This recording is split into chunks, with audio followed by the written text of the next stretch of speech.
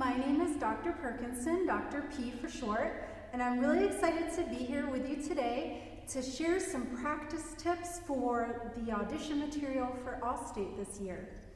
I'm super excited for all of you who will participate in the orchestra. Dr. Ford is a good friend and colleague, so you all are going to have a fantastic time, and I know you all are going to have wonderful auditions. So let's get started. I'll be going over the two excerpts from Beethoven's Symphony No. 7 today, and let's put the symphony in context. It was written, of course, by Beethoven, and it was premiered in 1813, right around during the Napoleonic Wars. So Europe and Russia were experiencing a lot of trauma, defeats, and triumphs, and everything that comes with war. So the first excerpt that we're going to start with from movement 1, we're going to feel more of a triumphant affect to the whole excerpt, just very brilliant and vibrant and, triumphant. So let's go ahead and get started with this one. And before we start, we're going to ask ourselves, what are the adjudicators going to be listening for in this excerpt? So in other words, why did they choose this excerpt? What are the most challenging things about this excerpt? So we're going to look at the rhythm, the intonation, and articulation and dynamics during this help session. So let's start with rhythm, and we're going to notice right away that the meter is in 6/8. So 6/8 means that there's 6 eighth notes in a measure, or 2 dotted quarter notes per measure. When we're learning the excerpt, we want to start at a very slow tempo, just to be really sure that we're being honest with the rhythm. And so what I really like to do is start with the metronome right away. And I am going to put the metronome at a really slow tempo. So it's going to be at 80 to an eighth note. So here's our eighth note. Remember, there's 6 of these in every measure, except of course for the first measure, which only has 3, because we're starting in the middle of the measure. So before you even try to play it, just make sure you can ta the rhythm. Ta, ta, ta, ta, ta, ta, ta, ta, so on and so forth. But let's take a look at the first measure with the metronome.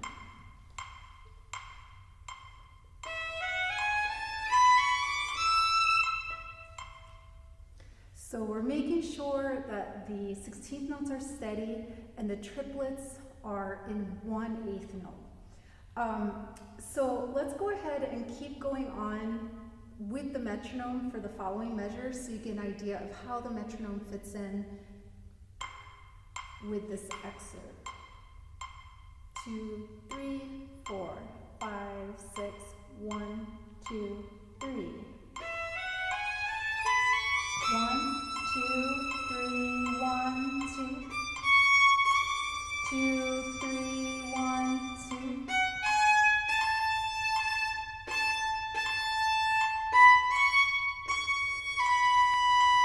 1, 2. 2, 3, 1, 2. 2, 3, 1, 2.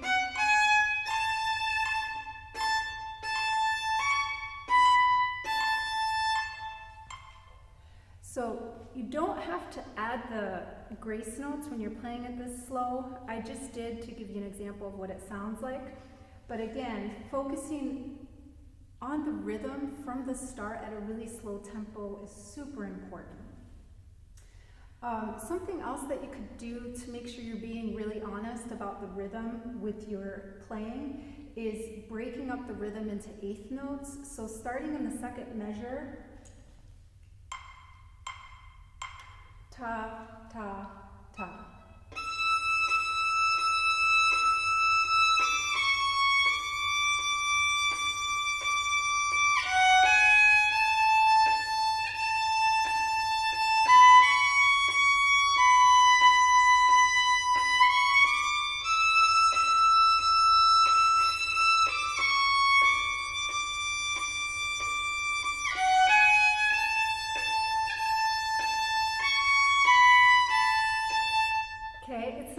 When you play it like that, it sounds like a lot like another patriotic song that we're all very familiar with. And what you can also do is break it down even further, so you're playing 16th notes. So here's our 8th note, so ta ta ta ta ta ta. Here we go, 4, 5, 6.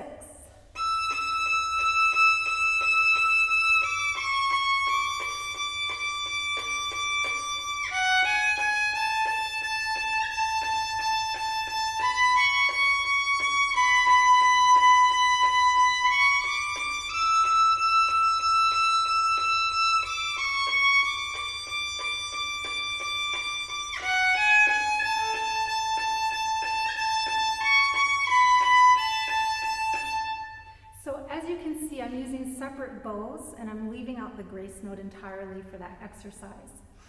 Excuse me. Okay, let's keep going. When you feel really good about the rhythm and you're ready to start with your metronome work, what I suggest is going super slow. So we're at 80 right now to an 8th note. Then I would turn it up. That feels good. Turn it up to 82. If 82 is too fast for you, bring it down 1 notch to 81. So you're still making progress, but just at a little slower pace. So remember, it's going to take a lot of patience and forgiveness with yourself when you're working with the metronome. Don't try to do it too fast. Just be patient, and you'll get it to the tempo you need to get it at. And like it says in the directions, if you're not able to get it all the way up to 80 to a dotted quarter note at a clean, run, then don't worry about it. Just bring it down, because the adjudicators would much rather hear something that sounds clean and really awesome at a slower tempo than kind of scratchy and too fast at a quicker tempo that's not quite, you don't feel quite comfortable with. And so because you're going to be working this up in 8th note increments, so we're subdividing, by the time you get to, say, 210 to the 8th note, you're going to want to put it at 70 to the dotted quarter note. So we're feeling the whole excerpt in a 2 rather than in 6 individual beats. And you can start that even earlier if you want, feeling it in the bigger beat, maybe at 180 or something like that. So at the end of this, I'll play a few different tempos with feeling it in the 8th note and then also feeling it in the dotted quarter note. So next, let's address intonation. We are super lucky, everyone, because this is in the key of A major, and we love A major. I mean, it's one of the first keys we play. And what is so beautiful about the key of A major? Well, our instruments sound great because we have all these sympathetic vibrations ringing from the different strings. So we have D string ringing all the time, A string ringing, and E string. Sometimes we even have G naturals, so then our G string also gets to ring. So what I suggest to you is for all the G, D, A, and E naturals that you have throughout this excerpt, make sure you test it with the open string. So for example, starting right at the beginning, you have your E. Check it with open E and make sure when you play the fingered E that you hear a ring. So when you play a fingered note in tune that is the same letter name as an open string, you're going to get sympathetic vibrations because the open string is, vibrating in sympathy with the fingered note. But if you don't play it in tune, you're not going to hear that ring. And that's because the open string is throwing you shade. It's not giving you sympathy, it's throwing you shade because you're not playing exactly in tune, so it's not going to sound good. That just sounds very muddy, so we want, listen for that ring.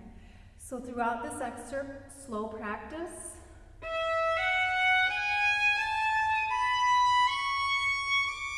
There's your D, E,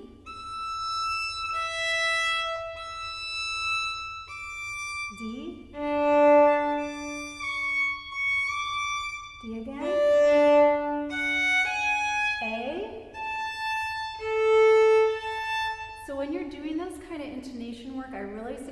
sit down, because it takes a lot of concentration. And it takes a lot of time, you know, because you really want to be listening and focused on those notes, making sure you hear the ring, and you're constantly checking with the open strings. Again, we're not looking for you to be able to execute the rhythm exactly here, we're just looking for intonation work. When you have the accidentals, there are a few throughout here, you need to be really sure that you're playing a true D sharp as opposed to somewhere in between a D natural or a D sharp or a true G natural. So for example, in measure 93, we have our first D sharp.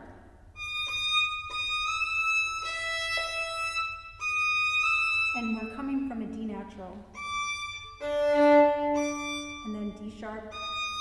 So make sure that you're traveling the distance to get to the D sharp, because you don't want something in between that sounds muddy. They're very different notes, and if you play something in between, the chordal language of the chord that goes along with the rest of the orchestra will be muddy and won't make any sense. So the same thing happens later, right around C. And then let's look at measure 111.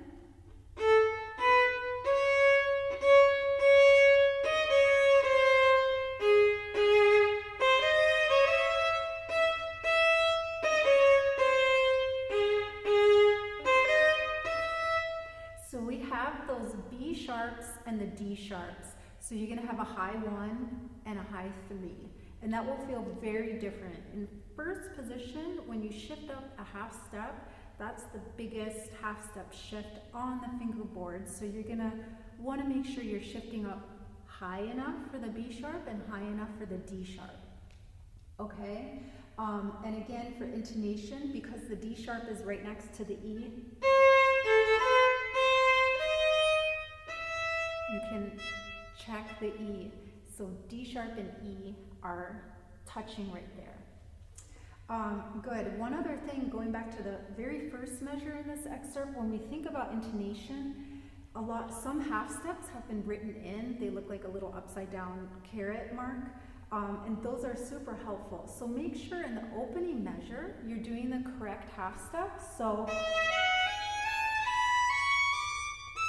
it's different on the A string than it is on the E string. So on the A string, we have this, and then on the E string, we have this. So Star Trek on the second part of that measure. This first, and then this. So your third finger is responsible, let's see, for coming down a half step when you go to the E string. Okay, awesome. And one little thing in the kind of in the middle of the excerpt, at 96, we start in third, and then we shift up to fifth position. So if you're thinking, oh no, how am I ever gonna get to that A and know that it's in tune? Well, again, we can rely on our open strings. So we have the harmonic A, and what I like to do is just lightly play it first before I put my finger down all the way. So you can practice like that, just back and forth. So we have an octave A, and then here. They're the same notes, so if it's not really well in tune, it's going to be super obvious. Same at the beginning, we have an E, and then we end on an E. So really, the listener's going to hear the outline of the chord. They're not going to hear every single individual note. So the first and last notes, those E's are super important. Okay, let's see.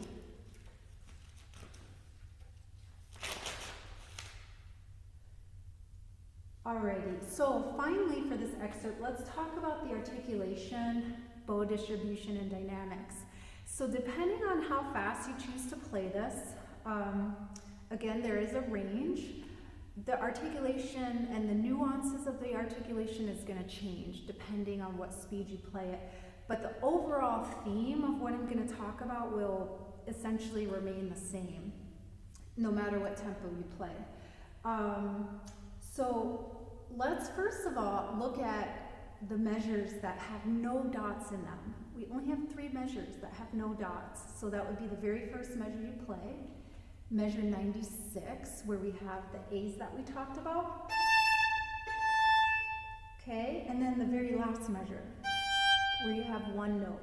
Every other measure in this excerpt has a dot, and so we really need to be conscientious about the dots. And what we need to do is we don't need to exude a ton of effort to play a dot or make sure there's a space where the dot is indicated. What we need to do is simply stop our bows. In some cases we lift our bows a little bit, but in most cases it's a matter of stopping the bow. Okay, so let's first take a look at the opening measure, this legato measure. So what you want to do is make sure that you save your bow so you have room to grow and land on the sforzando and get a really nice sforzando sound on that next downbeat. So there we go. It's like, you know, opening up, because we can't play as loud at the tip as we can on that sforzando. So save your bow like that.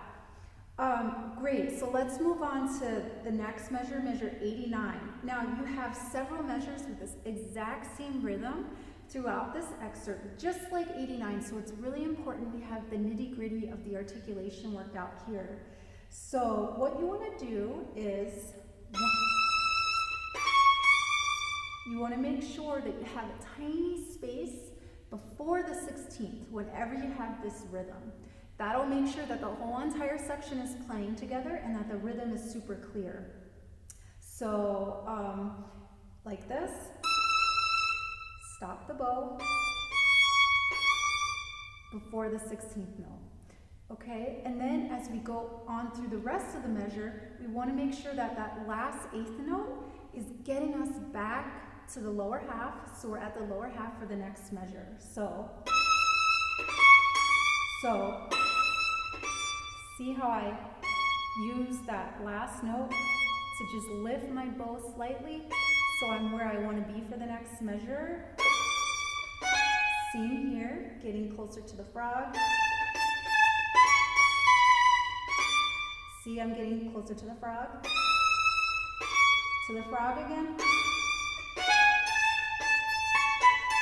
So again, depending on the tempo you play this, you're going to be lifting to a slightly different place in the bow, but this is just the general idea. Okay, now when you get to the downbeat of 96, make sure you don't go, oh, I finally made it, you know, on a big accent. It should be elegant and beautiful. And just let the note go, okay? Because we're moving on to the next phrase where we're in 5th position. And the next few measures have some string crossings in them. So this is what happens. Playing violin is a give and take. So we want to stay in the same position. And so that means we're going to have to do more string crossings than if we were to shift on the E string. So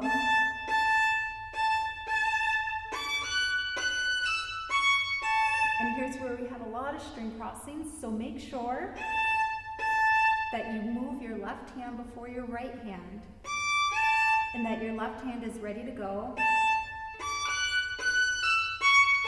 So something that will help with that in measure, let's see, 99, where we have all those string crossings, is, again, move your left hand before the right hand, and once you have your 3rd finger down, just leave it down. And then once you have your 2nd finger down, just leave it down. And then you can lift it up when you're done with the 3rd finger. Okay, great. Now, moving on, we have a new phrase that starts piano. So you want to remember, in this excerpt, all we have is fortissimo and piano crescendoing to forte. So it's super important that you recognize this and that you really exaggerate these dynamics. So when you get to the piano, you're going to want to be super light.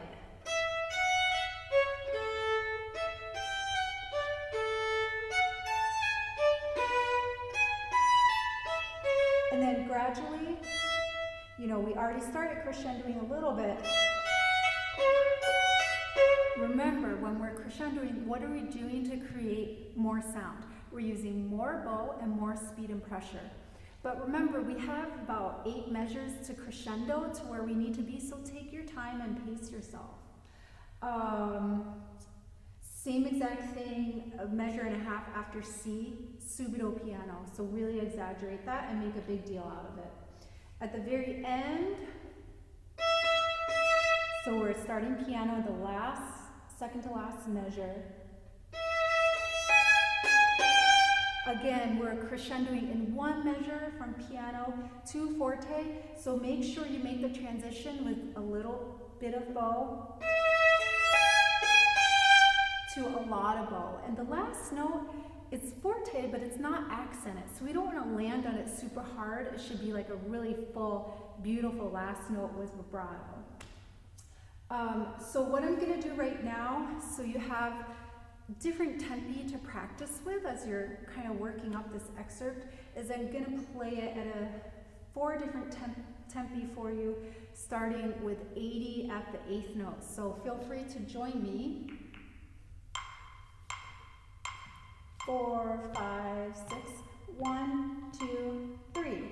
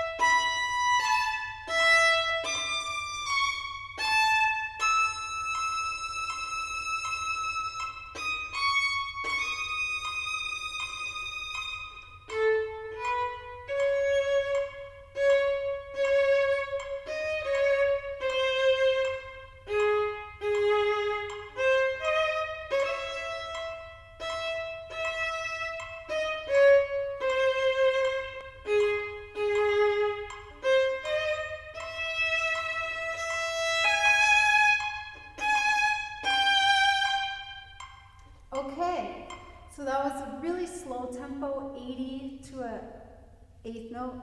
Again, if you need to start even slower, go for it. So let's jump up to 150 to the 8th note.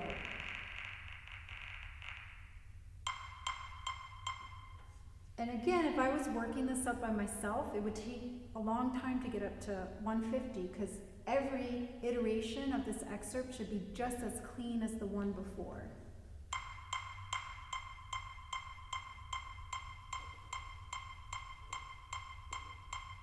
One, 2, 3, 4, 5, 6, 1, 2, 3.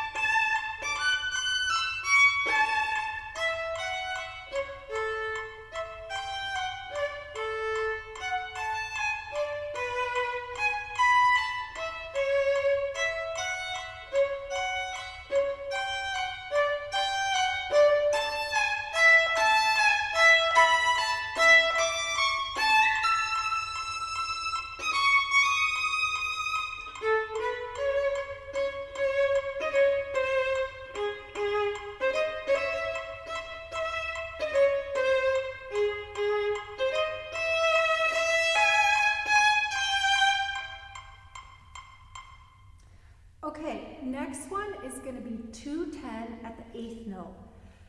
And when we're at this tempo, 210, sounds like this. So you can feel free to do it with the metronome at the 8th note. I sound like this. 1, 2, 3, 4, 5, 6, 1, 2, 3.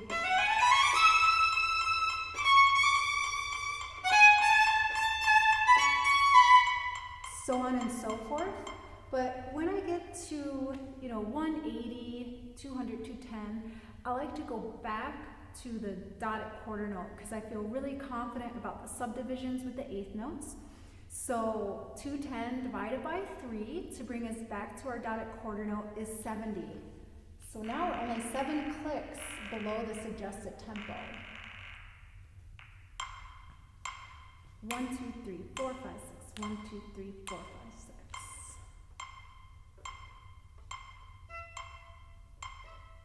So we're making sure our E is in tune. 1, 2, 3, 4, 5, 6. 1, 2, 3.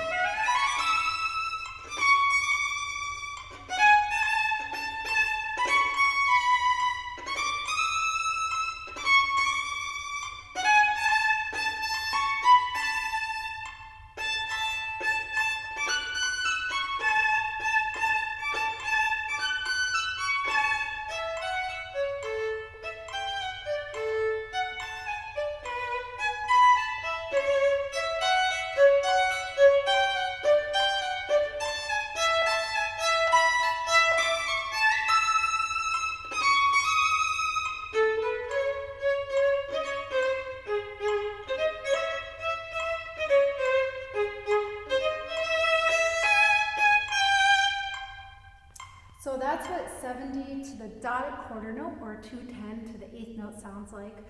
And finally, let's end with 80 to the dotted quarter note. And this, I'll play without the metronome. So, ta, ta, ta, ta. 1, 2, 1.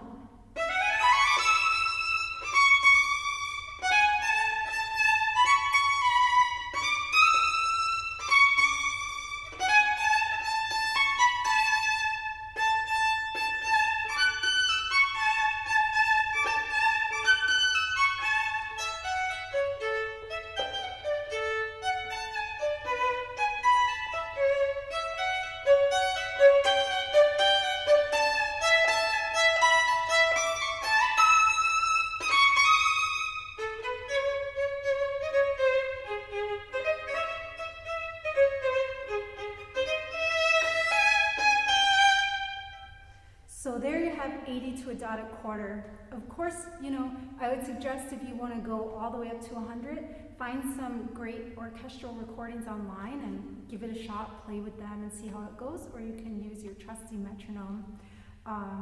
And so with that, I'd like to move on to the next excerpt. So again, when we approach this excerpt, by the way, this second movement was so popular when it was premiered that they had to do an encore just for the second movement because people loved it so much. And when I've played this in orchestra, it's one of my most favorite pieces to play. And this excerpt that you are going to play is one of my most favorite parts in this movement because there's so much going on in the orchestra.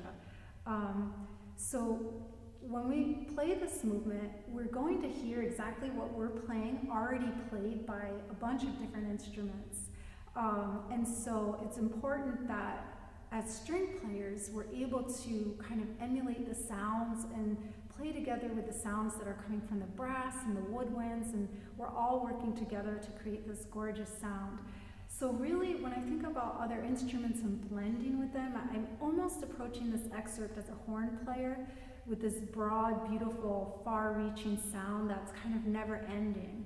Because what we really want to maintain in this excerpt is this sense of continuity and continuation with beautiful legato bow throughout. So again, just like the other excerpt, we're going to be really focused on the rhythm, intonation, and the articulation. So like you're given in the directions, the grace notes are played on the beat and slower. And what you can do with this excerpt is the same thing you did with the other excerpt in terms of subdivisions and breaking down the rhythms. So for this one, what is a really great one to do is 16th note subdivision. So instead of playing the rhythm as printed, you're going to subdivide everything so it's 16th notes. So if we think, let's do a tempo right at 75. So here's your quarter note, ta, ta, ta, ta, ta, ta, ta, ta, ta, ta, ta, ta, ta, ta, ta, ta, ta, ta, ta. So let's try that right at the opening. 3, 4.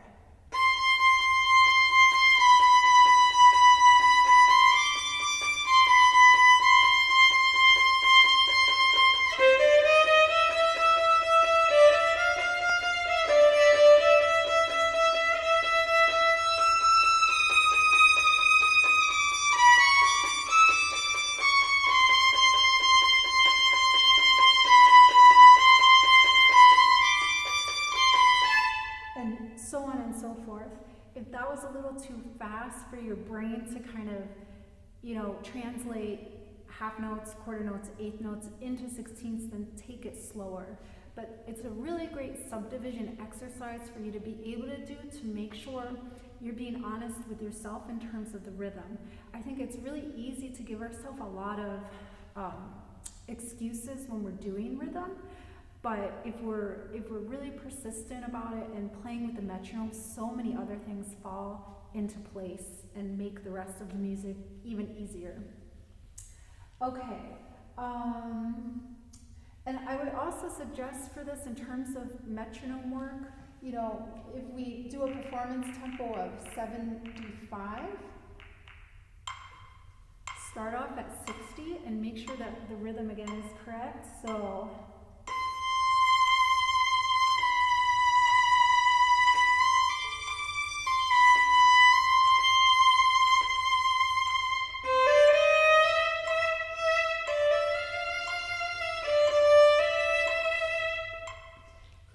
When you're playing this, you want to make sure that, again, you're thinking of connected bow and even connected left hand, and remembering to connect the vibrato from note to note.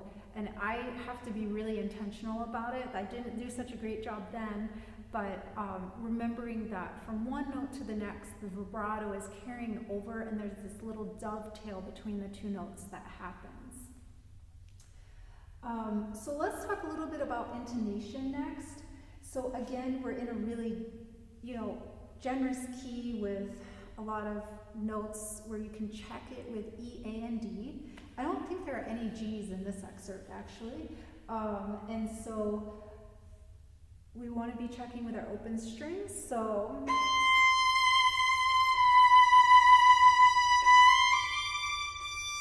okay, sounds good.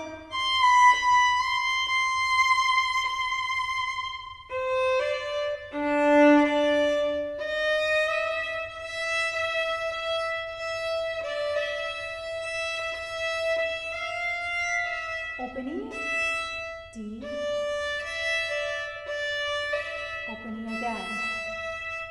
So again, when you're doing this kind of work, it's not necessarily like you have to make sure that the rhythm is exact or the bow slurring and bowings are exactly right. We're really focused on intonation, so that kind of work, again, usually requires that you sit down to make sure everything's lining up and just concentrate on that intonation.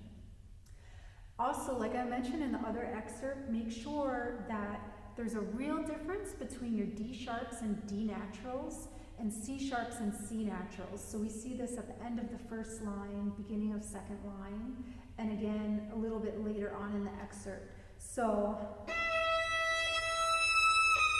here's your D sharp, and then going down to D with the same finger. Make sure it's a true D because we're hearing modulations and key changes, chordal changes happening, and if it's not exactly a D, it's not going to work with the rest of the orchestra. So be really intentional about your intonation practice. Finally, finally, we talked a little bit about this already with the articulation and bow distribution. And we want to remember that this excerpt is fortissimo the whole entire time, all the way until the downbeat of 91. Even though diminuendo is written right there, it still starts fortissimo. So the bow distribution is going to be essential to make sure you have enough bow for these long, beautiful lines and that you're not running out of bow. So for example, we have the beginning, let's look at 79. You're going to want to be in the upper half here because we have a big long slur in the next measure. And then here you're in the lower half and you want to remain there for the next measure. See, now we're already in the lower half for this big slur. Whole bow.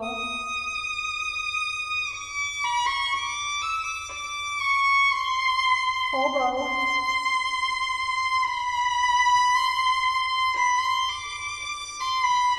Now, this eighth note, which is dotted, you're going to take that as a gift and use that dot, so that space, to travel to the lower half where we need to be for these.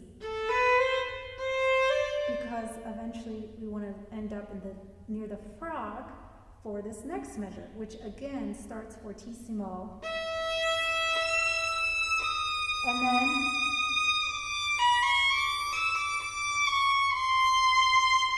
so then you have about 7 measures or so to diminuendo all the way to piano. So you want to pace yourself and not diminuendo right away. So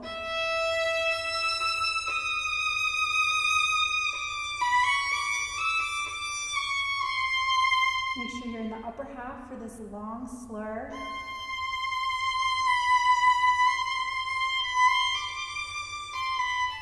And then the last measure, make sure that you vibrate it with your 4th finger and don't play an open A there. So let's play the last excerpt from beginning to end, and I'm going to do it right at 75. So we have 1, 2, 1, 2.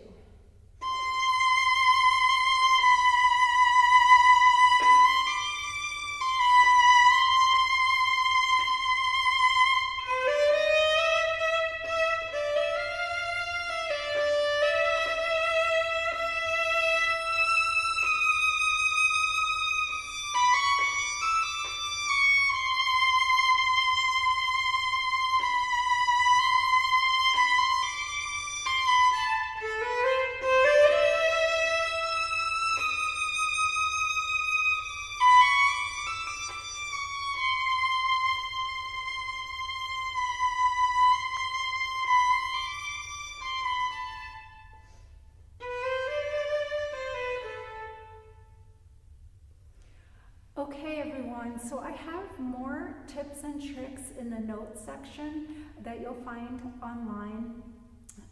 So I really hope that this was helpful. I know you all are going to have fantastic auditions, and thank you so much for watching today. Bye!